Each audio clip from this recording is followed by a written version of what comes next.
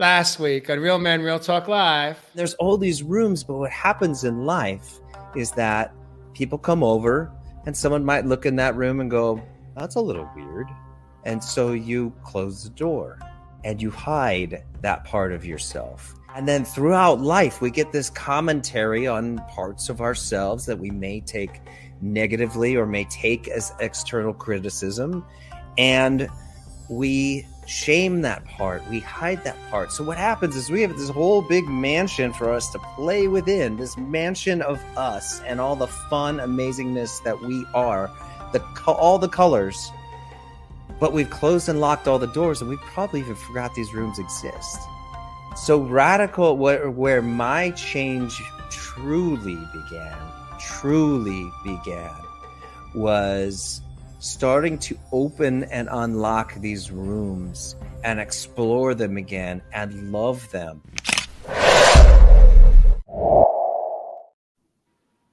Again, my name is Jay Rothman. I am the host of the show. Welcome to Real Men, Real Talk Live.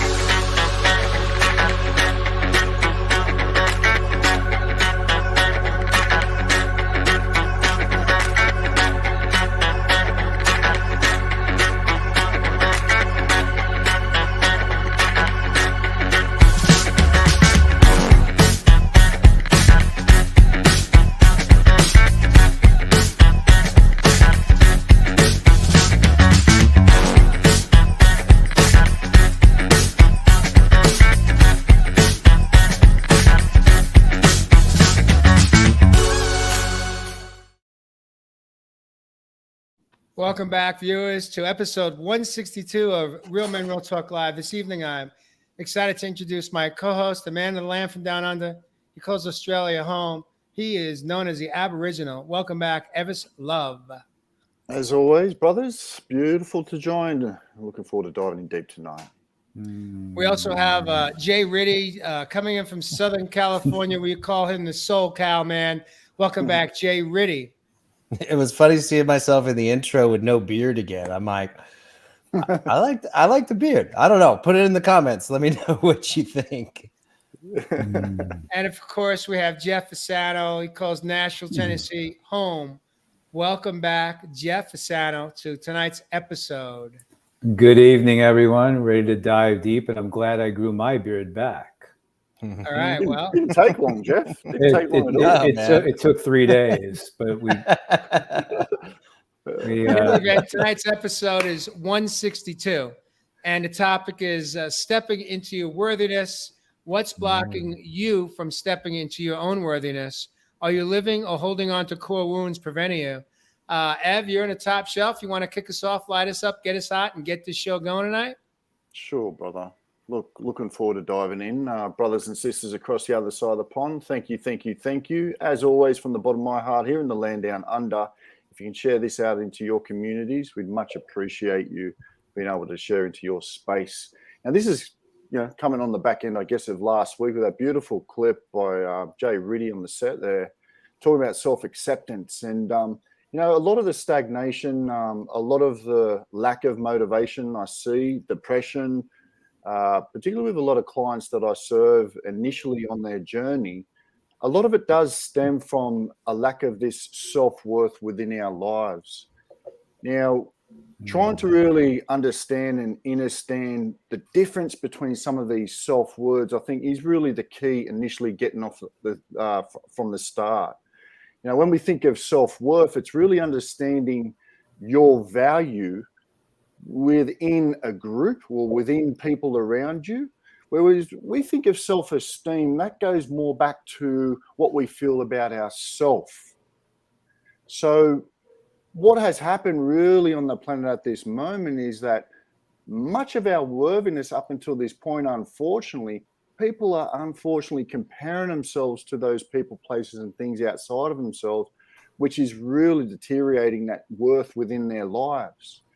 This depletes the self-esteem, and unfortunately, it doesn't allow them to really be able to live out aligned to their beliefs, their values, their goals, or their intentions. And unfortunately, they're not really working to their strengths. They settle for less than. They may even not be, willing to go for those particular goals on fear of fame or fear of being in the spotlight, whatever it may be. Being able to build this self-esteem, to build this self-worth within our life is really important, not only for our mental health, but also for our emotional well-being.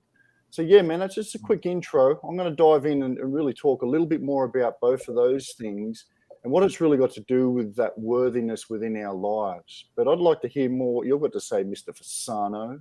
Ooh. Hot seat. Ooh. Exactly. Ooh. You just landed it right in a hot seat. Yeah. Wow.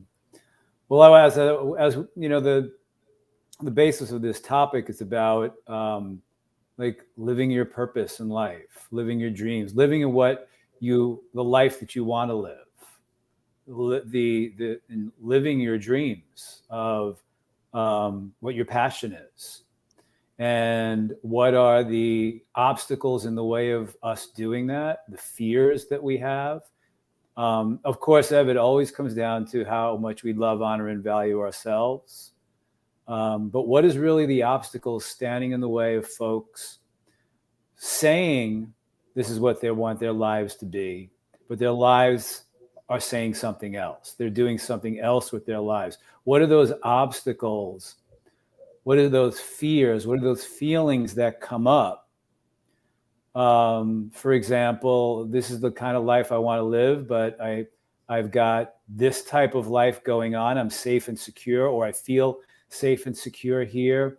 I have this job that I don't like, that I'm in, this life that I'm living, this relationship that I'm in that I don't like, but I'm in it and I can't find my way out of it. I can't find a way to quit my job or make a plan to start that life that I want, get into that career that I want, get into that passion that I have of life. What are the fears you have of actually living life? Mm-hmm. As opposed to moving through life the way you're supposed to or were taught to move through life. There's a difference about living your life to the utmost because we only have one, or just moving through the safety and security of life, having the safe job, having the safe relationship, having the steady paycheck come in, having this, and then I'm safe and secure in life, or taking chances, but not outrageous chances, calculating chances, setting up plans for your life, but to move into that passion of life and find yourself within that, be able to live the life you say you want, as opposed quite possibly the life that you're living right now. And then what's behind that story of why you can't? And Jeff, I think, God, this is an amazing opener, by the way. Both of you are just like firing all this up in me. It's like, Ev, self-sabotage. And then on the backs of this, Jeff, your question, what is holding you back, or whom? It was me. You guys are reminding me of the pattern I was running. I was like desperately trying to build a career and, prove that I was worthy of love and of the people in my life and people in my family. And I was desperate for that love and needed that approval, and that I was worthy. And so I'd work my ass off. But then what I do is sabotage myself because I didn't think I was worthy of the success or the things that I was achieving. Yeah. And I was on this constant treadmill of just like, and it was also all of those achievements were never enough. That's the problem. There's never enough to fill that hole, because the only thing that could fill that hole is self-love, appreciation, and from within. It will never, if you're looking without of yourself, you will always be left without that. So yes, I was on the roller coaster of striving and achieving for too much and it never being enough, and then also sabotaging myself when I got there because I didn't deserve to have it. You know, Josh, you just at the very beginning, you said, I thought I wasn't worthy. Really, what it is, is we avoid things in life because we want to avoid feelings. Sure. Hey, Jeff, can you say that again? I want to hear it one more time, please. Ev, can you tell me what I just said?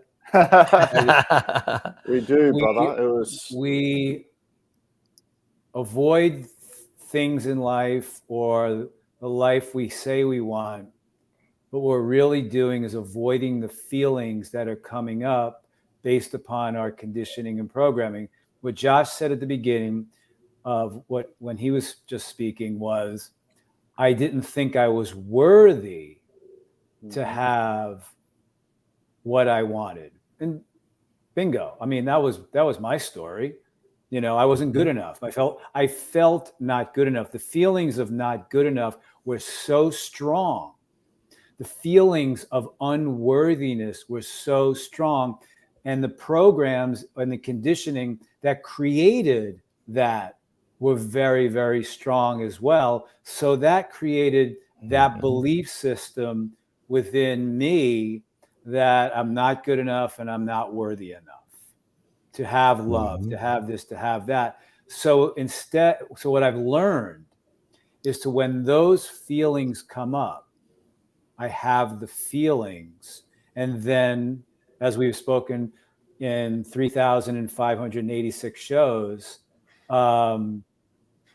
connected with that little child inside who is having all of those feelings, because it's not the adult us in 2023. And then be with that, because we can feel not good enough, we can feel unlovable, we can feel unworthy, and we can have the life we say we want.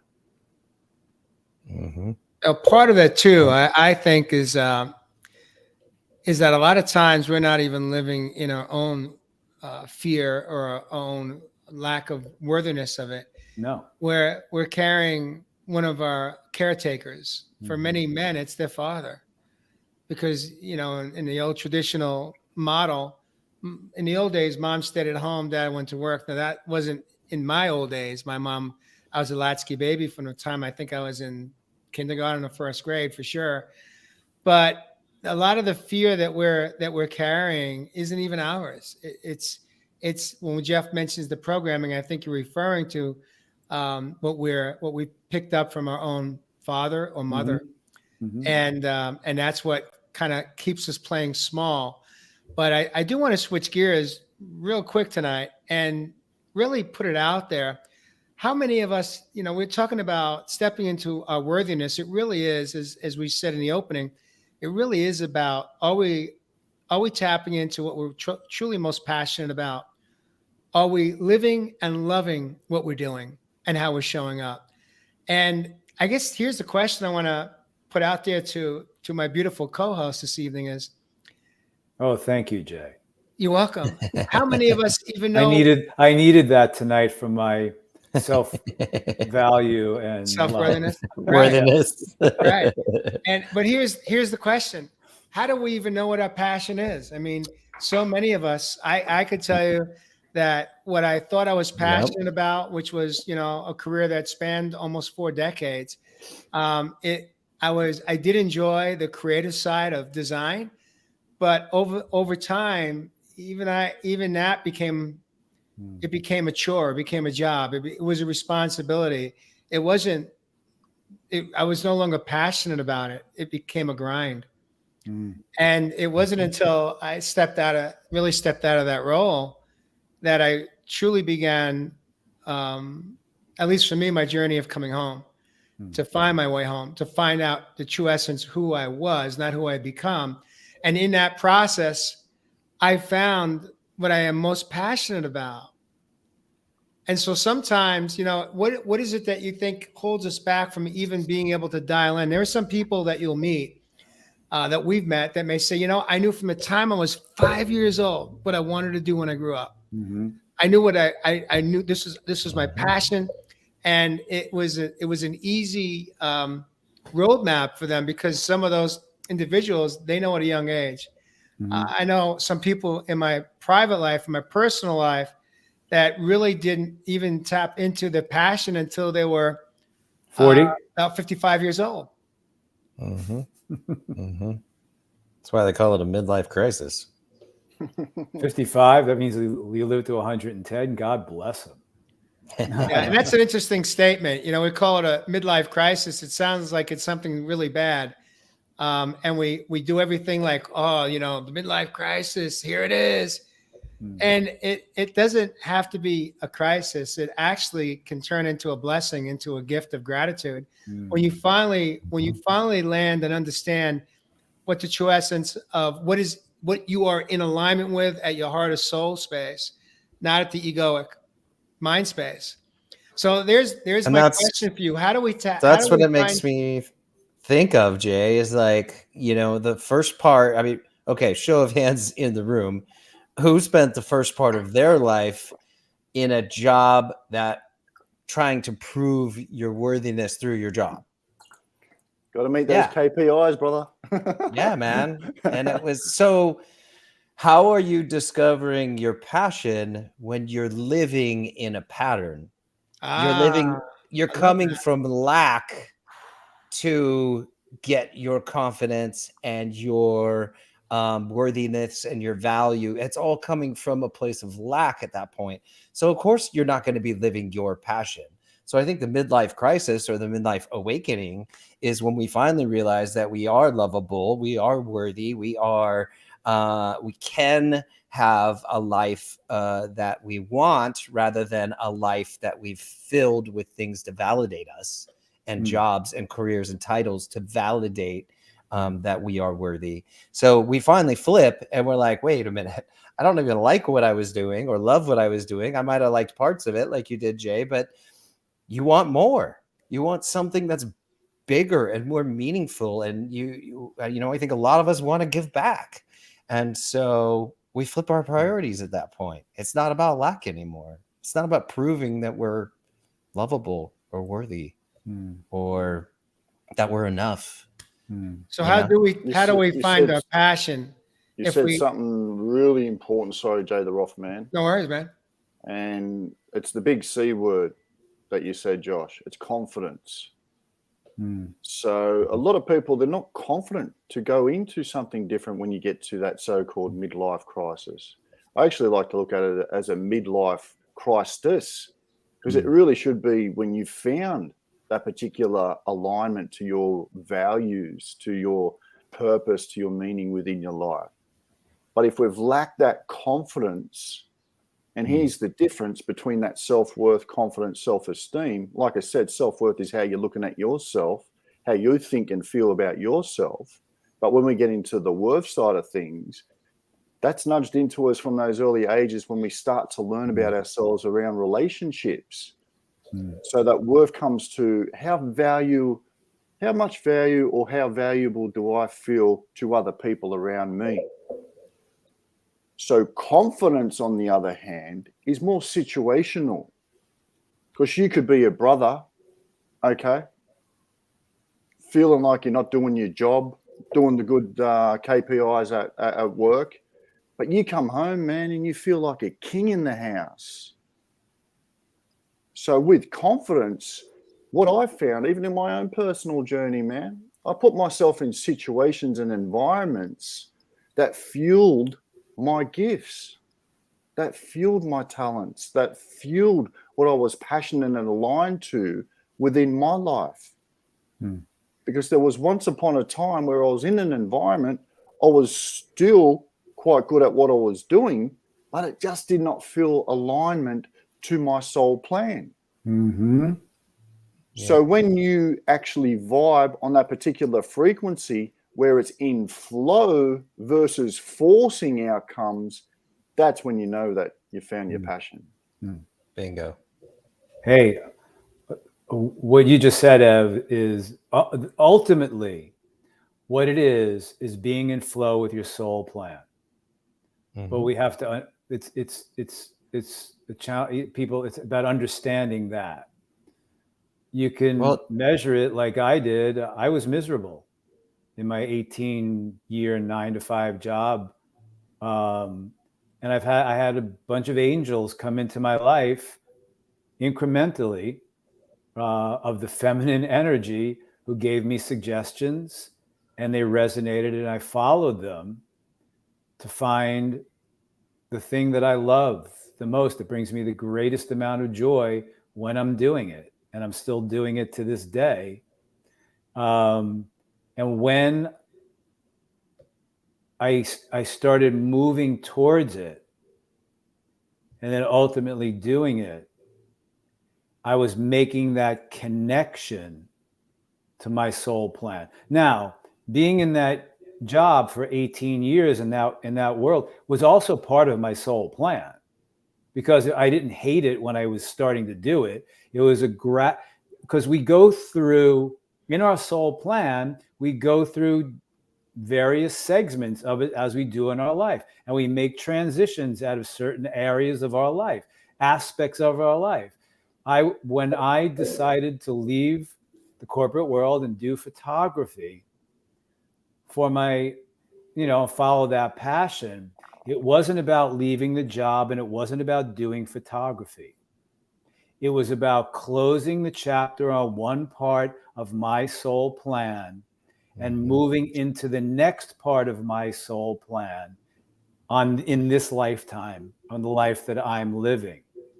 That was what I was creating. And when I tell people, it's like, oh yeah, you followed your passion. Yes, I did. And it's still my passion. It will be my passion till the day I die. It's the thing that brings me one of the greatest amount of joys in life, is when I pick up that camera and connect with people.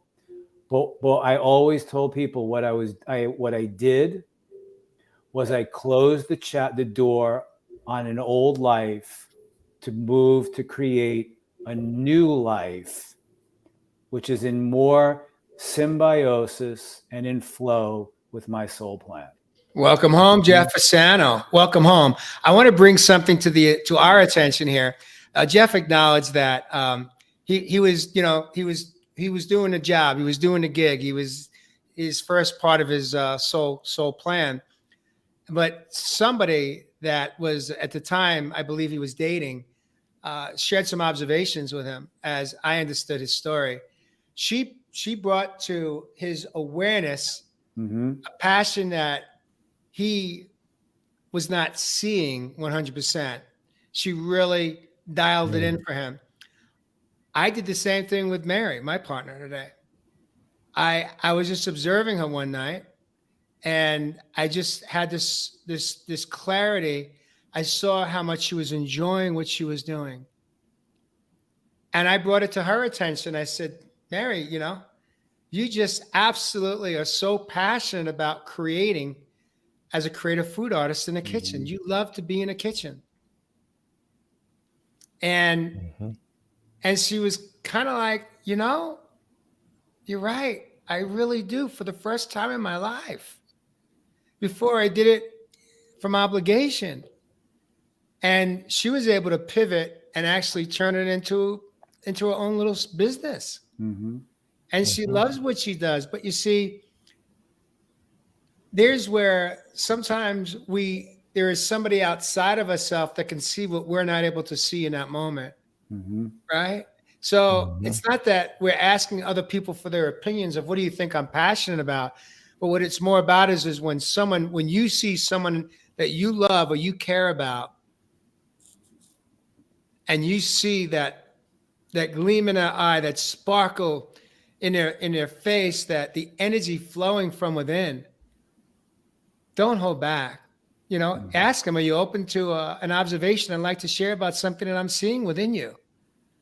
Because we never know, we can spend the rest of our lives being master gardeners, just meaning that we can plant seeds, we can drop seeds along the way. When we see something, not from judgment, but just from being that conscious observer, we can actually inspire someone to step into their passion, to step into what they are worthy of, which is living their best life, doing what they're passionate about. What do you make of that, Josh, Richard? I love that you guys had people in your lives, or that you were for Mary, that outside, mirror, right? You're holding up the mirror and saying, look at that smile. And, the same with you, Jeff. And for me, the journey of discovering my passions and worthiness were less about that. I didn't have that moment of discovery. And for me, and what it can be for potentially, you out there, is, for me, it more looked like removing what I'm not. Taking away layers of stories and beliefs and things that were handed down to me through generations or family or whatever, stories I picked up over the years about myself that I, believed to be true and weren't. So my journey of coming home to myself, my passions, were more about removing what I'm not. And then just digging down deeper and deeper. And then, what are the things that make me happy? Where am I most happy in the world? And what am I doing in those moments? And for me, it was a little bit more of a gradual discovery. But I found it nonetheless. Hey, Josh, Yeah. what do you mean by what I'm not, or what can you explain a little bit more about, like, it was removing what I'm not? Sure. It was, Yeah. I was doing my early days, when I was doing graphic design, it was like, I thought that was respectable and I should stick that out. And it was, and I was starting to build my way up a little bit. And I thought I needed to stay in that and build a career, because that was the story handed down from our grandparents, right? Start at the bottom, work your way up, and eventually you'll be super successful. And I was ignoring the fact that I was unhappy sitting at a desk all day. I'm not built for that. I seriously am not. I lasted about 3 years before I finally broke and said, what am I doing? This isn't a life that I want to be living. Why am I convincing myself, through those stories that were handed down? Why am I convincing myself to stay here, be happy about it, be grateful for it, and I finally just woke up and said, where do you really want to be? This is not what I am. And why am I trying to talk myself into it? There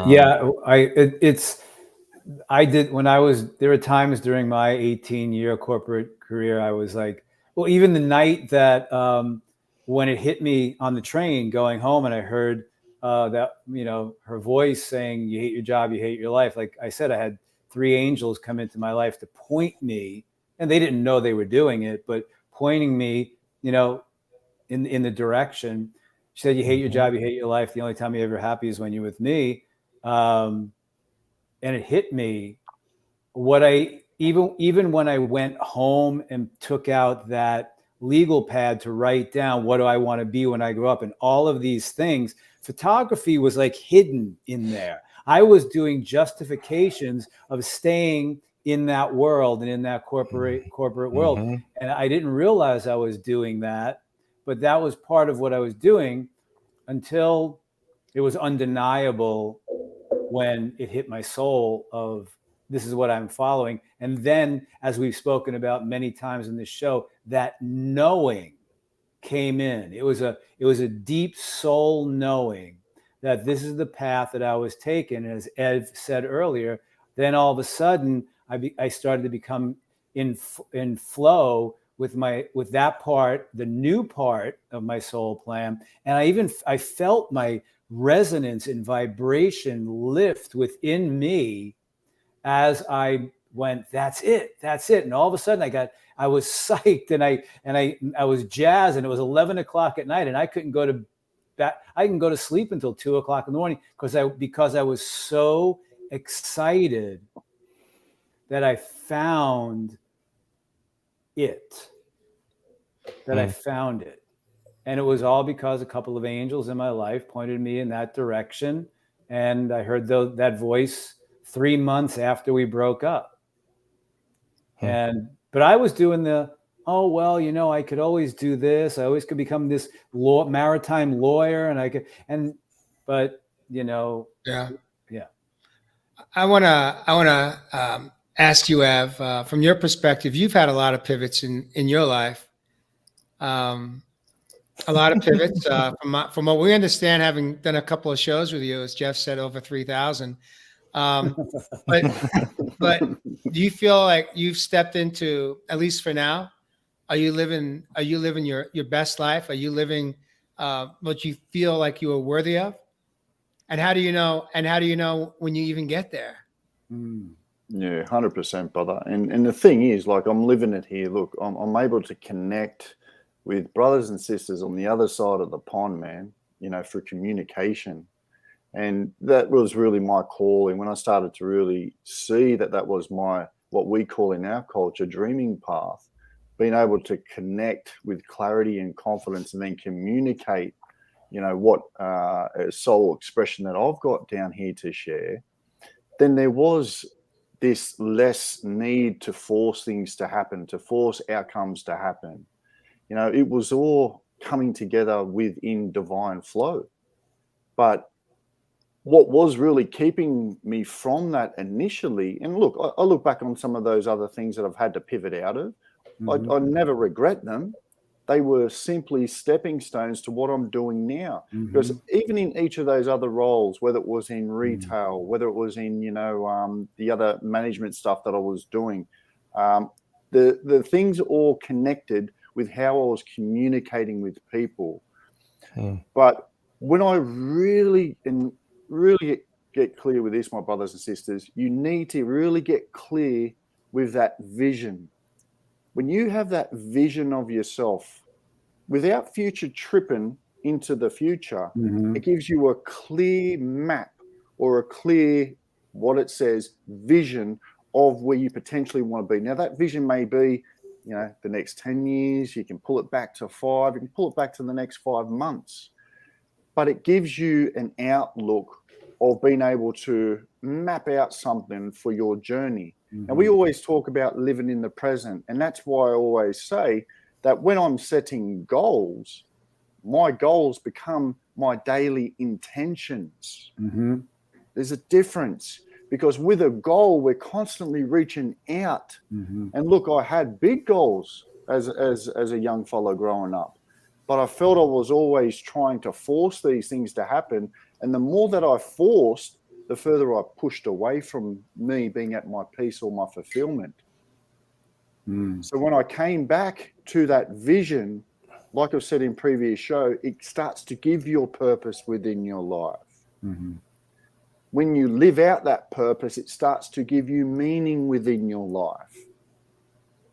When you align these back to your values, your needs, your wants, or your desires that you're trying to manifest down here on planet Earth, then you can start living out this soul plan or this dreaming path that I'm talking about without force, but in flow.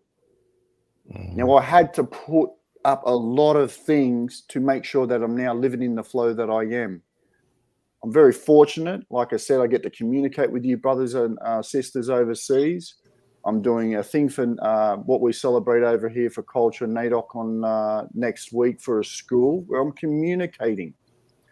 But I had to get rid of a few behaviors and habits that were blocking me from being able to share this stuff that I do.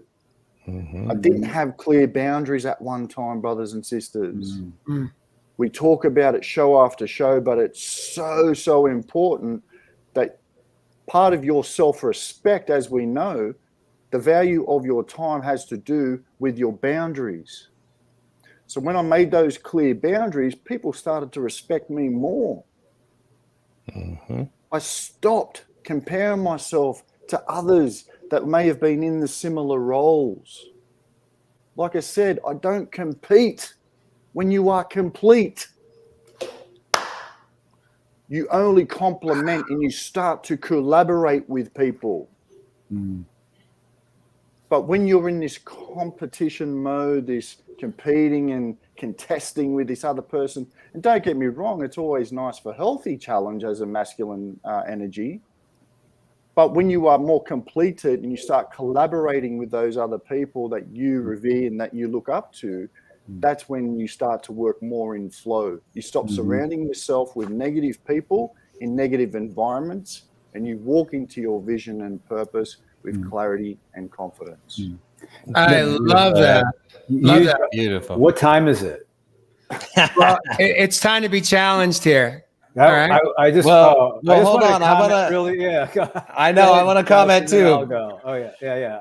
Because All right, well, drop the comment real quick, Jay, Yeah, because really, I want to. Jeff. I need to piggyback on Ev real quick. And then Ev, I'm you going to said something piggyback. that's- Ev, look, Then I'm going to look what you've piggyback done on here. Josh. These guys are lit. These guys are on fire. We're speaking a different language right now. All Go right. ahead, Josh. And Let's I'm get going the show to going. buzz in after you. You Fire brought up, up brothers. a really, really good point, Ev, and you inspired that in your speech, and then you said it at the end, and I was like, yes, that's where I was going with this. Was that we're okay? This started out as worthiness, right? And now we're talking about weaving in passion. Now, there's something that happens when you start following your passion. You don't feel worthy. That it's a given because it's new. You don't know it. You don't know what you're doing. And Ev, you nailed it. Ev, you nailed it. It's comparing. Yeah. We compare ourselves to others who are doing it better, longer, whatever. Now, here's the beautiful part that I realized in myself. And it took me 46 years to get this. I just got it last year. It's okay to do it your way. If you follow what everybody else is doing, you are just going to get lost in the mix of everybody else. Different stands out. Unique stands out. You were brought here to do it your way, not everybody else's way. So do it your way. Trust in yourself. Trust in that little voice inside that wants to do it different than everybody else. Trust that and follow that. Do it your way. Don't compare. And I'm super passionate about this because that right there is what held me back for so many years of going after what I wanted and doing it my way, because I believed I had to do it everybody else's way. Yep. Screw that. I'm done. Last year I drew a line in the sand and I said, I don't care if I'm awful at it. I'm doing it my way because that's what feels right to me. That's what feels good. I want to do life with heart. Does that mean I'm going to get hurt? Yes, that's okay. I want to put heart in everything that I do, and I'm going to do it different. Do it your way. I don't know if I could follow that.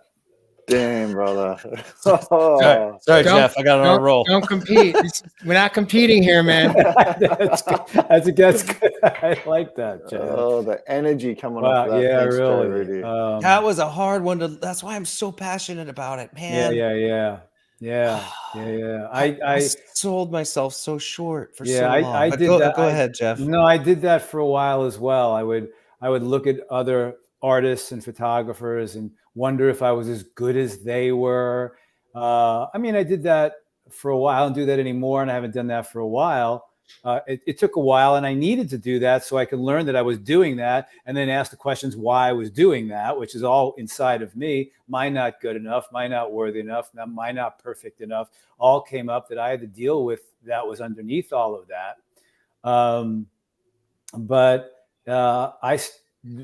Bingo. And what Ev said about competing in as an artist, I don't believe there's competition in art. No. Fundamentally, whatever, you could tell what isn't good and what isn't good, and you could tell who studied the craft and who didn't. You could tell who put time into it and who didn't. You could tell who has it naturally and who doesn't. But the thing about it is there's no competition in art. It's subjective. And people would say, oh, wow, Jeff, how do you feel about moving to Los Angeles? There's so much competition out there. I'm going, there's no competition. Nobody does what I do, and that's not from ego. As Josh say that again. Say that again, Fasano. Nobody does, as a photographer, what I do. They can't. Why? Because it emanates inside of me. I can't do what another photographer does because it emanates inside of them. I can be influenced, as I have been in life, by other photographers and other artists, but ultimately it's what's in my soul and my heart that I'm expressing when I take pictures. So it can't be like anyone else. I've learned that along the way. We are unique. We are unique individuals, and even taking it to who we are as people, we are unique. There's no one else like us. Boom. And we begin to celebrate that within us, as exactly what Ev says. If we celebrate Yep. our talents and gifts and who we are, then we don't have to compete. And it comes from a place of wholeness inside of us that simply says, this is how I'm expressing myself and giving to the world that expression, that part of me that comes from a place of love. And that is enough. And that's enough. That's Magic. enough. You know what I'm curious about? I'm sitting here listening to this passion just oozing from within the pores of all of you men here tonight, and I'm just thinking about, you know, the days when we went to school, and you go to school to learn, and then you're supposed to take those learnings and apply them in your craft or your career, and you know, I think that's overrated. Because what they don't teach you in school, at least not in the schools I went to, was to how to tap into the true essence of your passion, how to tap into your heart, how to tap into your natural gifts, talents, and abilities, as I think Jeff Fasano has said many times. We're taught how to play it safe. We're taught how to do it by the book. We're taught how to, you know, we're taught how to play 9 innings of baseball or 4 quarters of a basketball game. Everything's got to be so structured. I remember, you know, how many of those kids, I don't know if any of you were those kids where if you colored outside of the line of the coloring book, you got in trouble for that. That's called abstract art. It's beautiful. But we get pigeonholed by what we think how we're supposed to show up, whether it be from home, from church, at the playground, at school. And that really holds us back from truly tapping into the true essence of our own natural abilities and talents. And I think that really that's what we're really diving into tonight is stop trying to play safe. Stop trying to fit in to be accepted. Stand out. Take that risk. Believe in yourself just enough. Even when you may have a few critics, you know, even in a pivot in the work I'm doing today, there's a few people that aren't in alignment with my style. Now I have a choice. I had a choice. I could either conform to what they think how I ought to be doing the work I do in connecting as Evis does down under. I do it here in Sedona. But you know what? I'm trusting every day when I show up that my work is to connect people back to the part of themselves that they abandoned, which is their own heart and their own soul. And so part of the work I do is I tell some stories. Why? Because my stories are your stories. Your stories are all of our stories. And the stories are here to inspire. The stories are here to bring hope for you, that you can heal. We all can heal. When we stop living inside the confines of society's belief systems or programming from home, it's time for us to show up and blow up all of that stuff and just tap into the true essence of who we were born to be. Just be. And when you fall in love with yourself, meaning not from an egoic standpoint, but you fall in love with what you're doing because you know it is your truth, you're going to always have critics. It's just an opinion. What's more important is just trust that you're touching someone else's life, that you're impacting them through your art, through your work, whatever it is that you're doing. And let that be more than enough. And sometimes we just have to let some people go. Sometimes we just have to be willing to let some people go and then be at peace with that. Because at the end of the day, you know, who do we really have to answer to? Yourself. Who are we answering to? As my father would always say, at the end of the day, the only person you're answering to is that person in the mirror. The one. And that's it, man. Once we the process. But I just want to say this. Say it. This could be a self-serving plug. But that's why we do this show. To shed light on exactly what Jay just said. No, we weren't taught all of this stuff in public school at PS 50 on Staten Island, IS 24 on Staten Island, 214 or Tottenville High School on Staten Island. I had a bunch of cool abstract teachers in my life. But it's why we create, why Ev does what he does with Josh, Jay, what we do for other people, why we do this show is to say, here is something different. Here's something different. A new way to look at it. Here's some tools. Here's how to do it. Okay. The four of us learned the way we needed to learn in this lifetime. Yeah. And I'm sure the hard way. And I'm sure after 4,586 shows that of all of you've watched and listened to, you've heard all of that. And based upon our experience, which is individual, unique, and different, based upon our soul plan, you've heard 4 different ways of going about shifting and changing and pivoting in your life to connect with your passion, with your soul, and with your purpose in this lifetime. So that's why that's why we create these shows. That's why we create what we create to help people based upon what we didn't learn, how we had to learn, and how we can now impart upon you how to do it a different way. Okay. Well, that's it. That's it. I think we got it. I want to bring us back to Carrie Crary coming in from the Valley of Scottsdale, Phoenix area, where I think we've broken some kind of crazy record. I lost track of maybe 21 days of 110 degrees Fahrenheit in consecutively. And right now there's no sign of it relenting in the next 10 days or more. But Carrie says that we're not here to talk about weather. We're here to talk about worthiness, stepping into your worthiness tonight.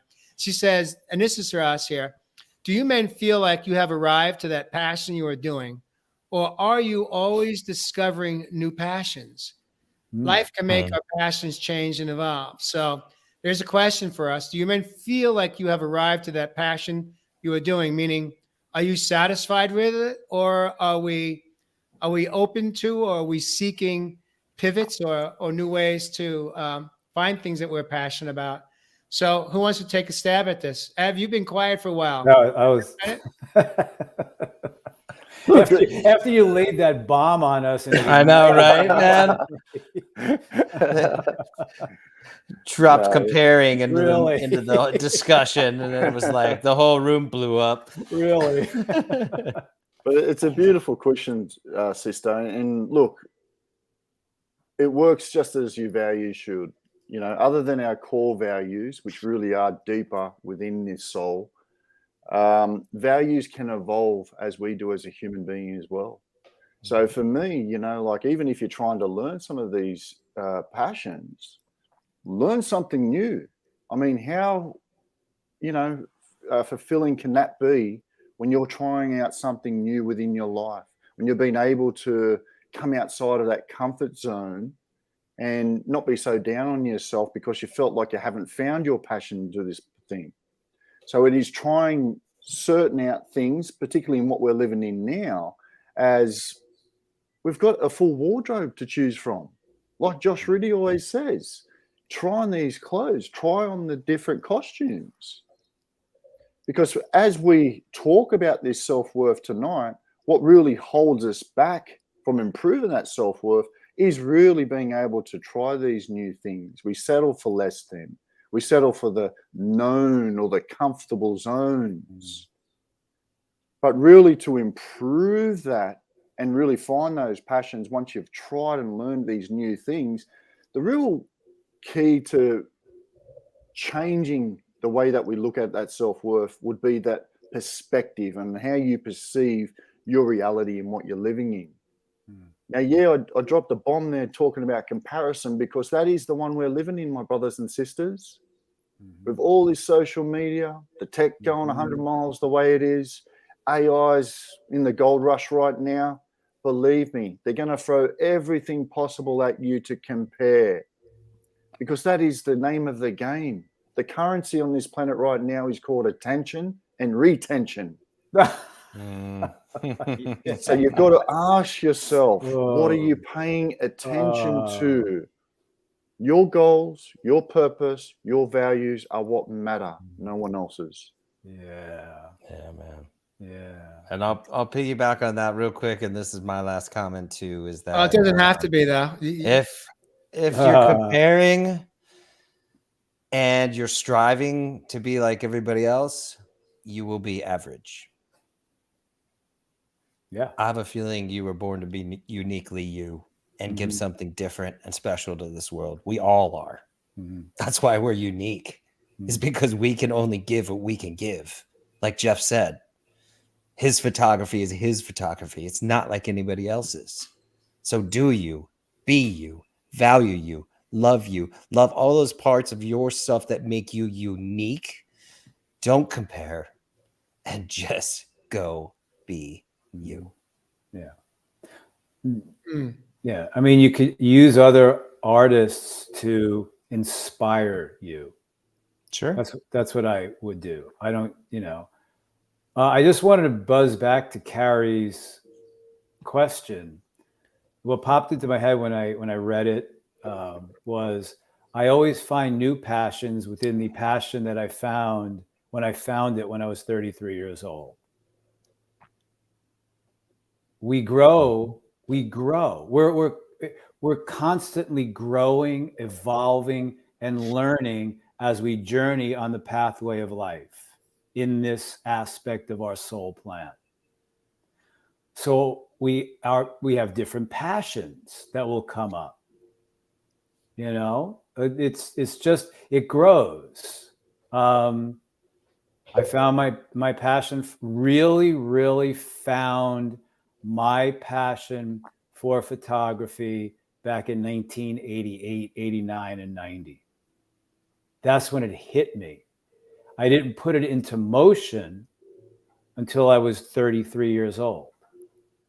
Really put it into motion where it hit my soul and I felt it in my soul.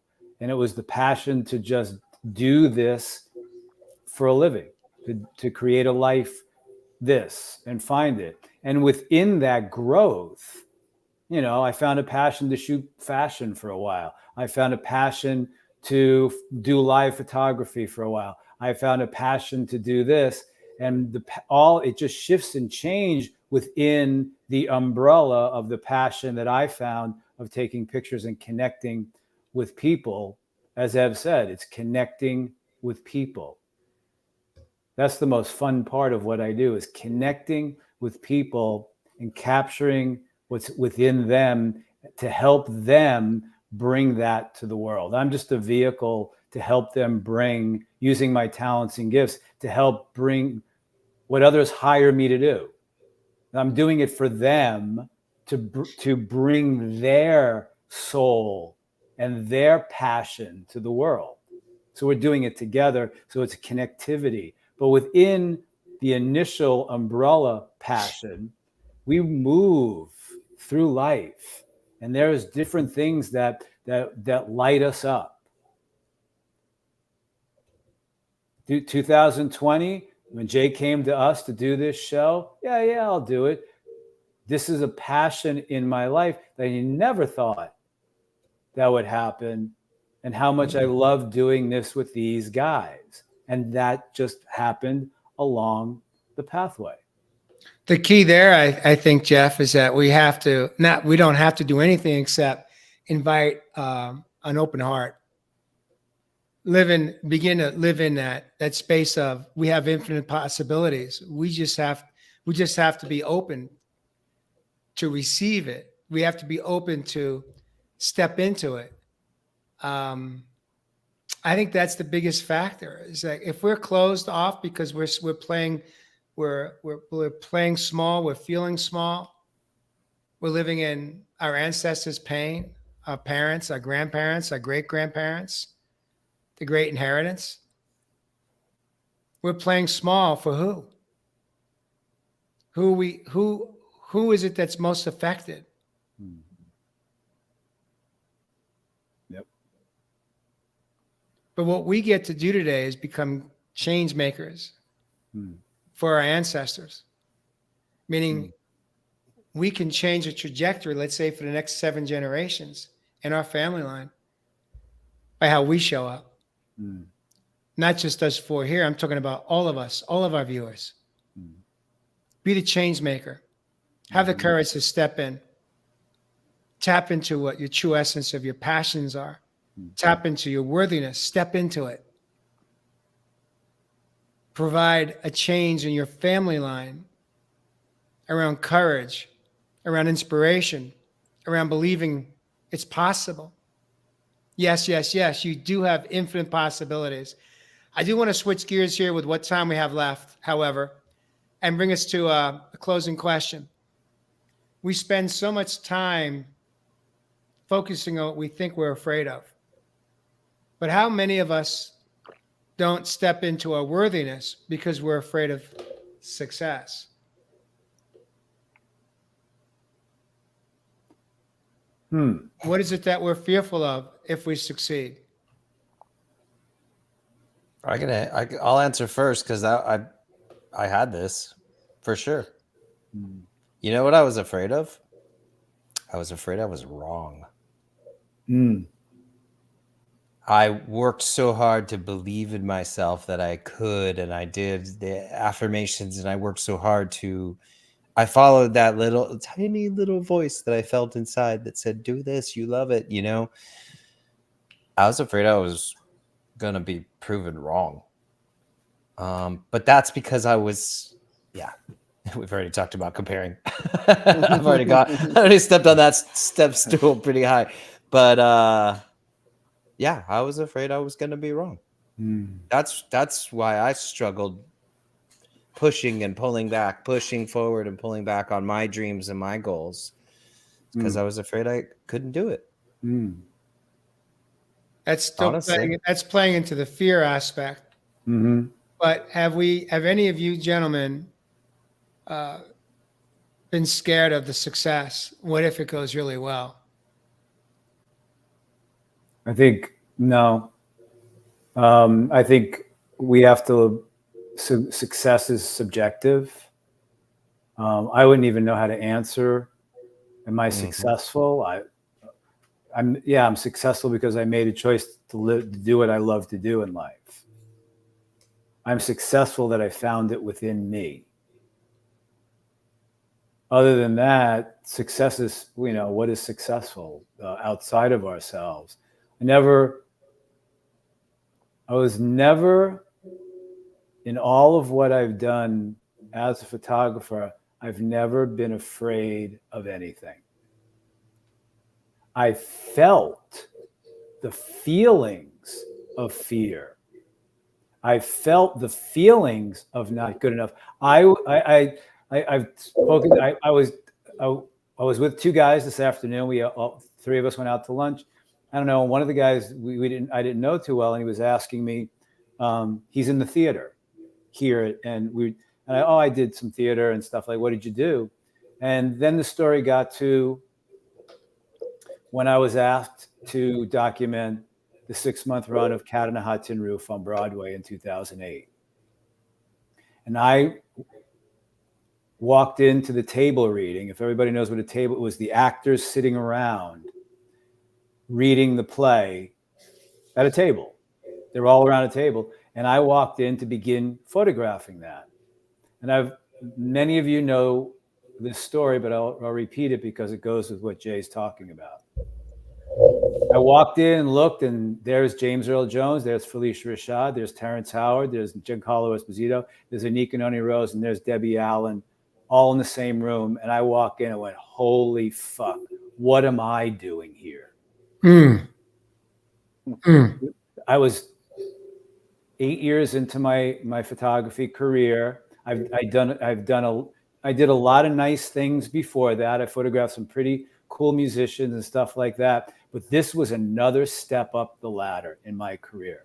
The universe put this in my path to see where I was with all of that.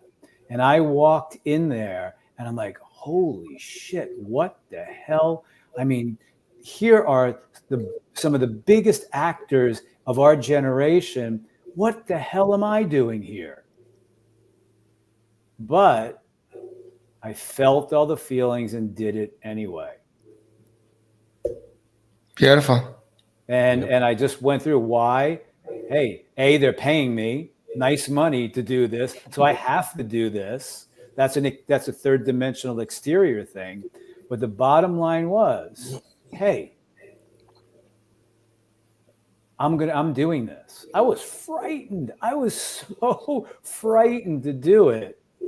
And then another angel at the end of when everybody's introducing themselves, and I'm sitting there shooting, and everybody in the company's introducing themselves. I'm sitting right next to Debbie Allen. She puts her hand on my back and looks at me and says, "What about you, baby?"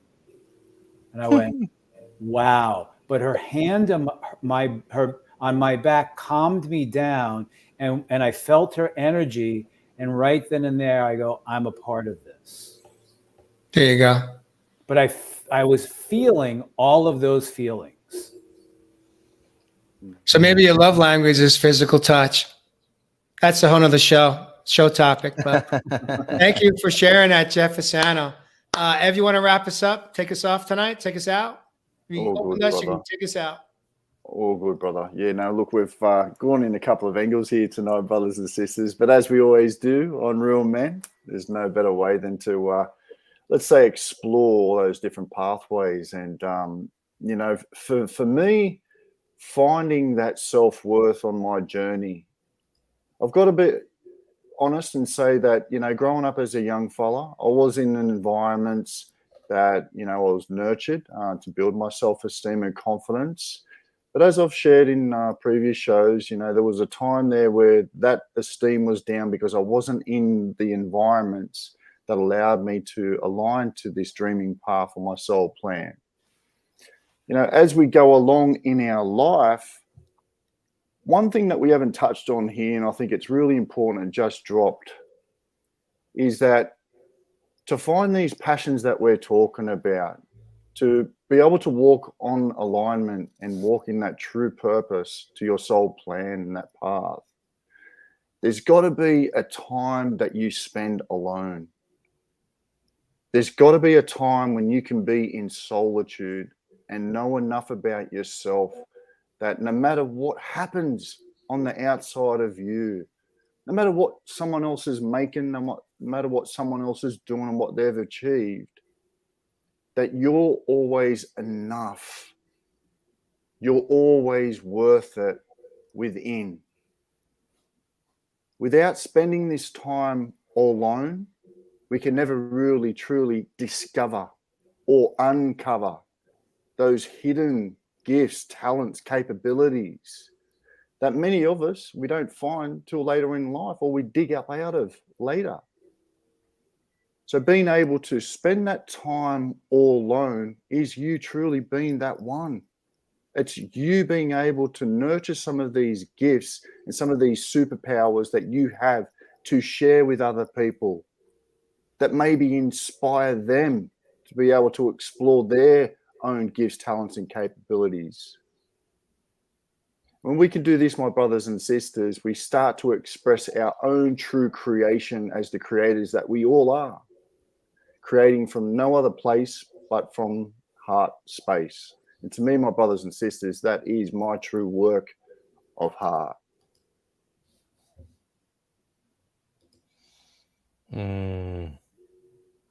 Beautiful. All right. Well, I think we got ourselves a show tonight. I want to take a moment here to first and foremost thank you, three men, for showing up right on time this evening for this topic of around worthiness and how to tap into our passions. I also want to thank our viewers that caught us live or pick us up on replay. If you should hear something that you like or love, please share it out in your circle of friends and family to help bring some plant the seeds, become your own master gardener in your world, in your little tiny village there, and share out Real Men Real Talk Live so that we can all grow together. And with that, I love you, brothers. We'll see you next Love week. you guys. You guys want to join me out? Let's go. See you next week on Real Men. Real Real men. men. Real talk. Real talk.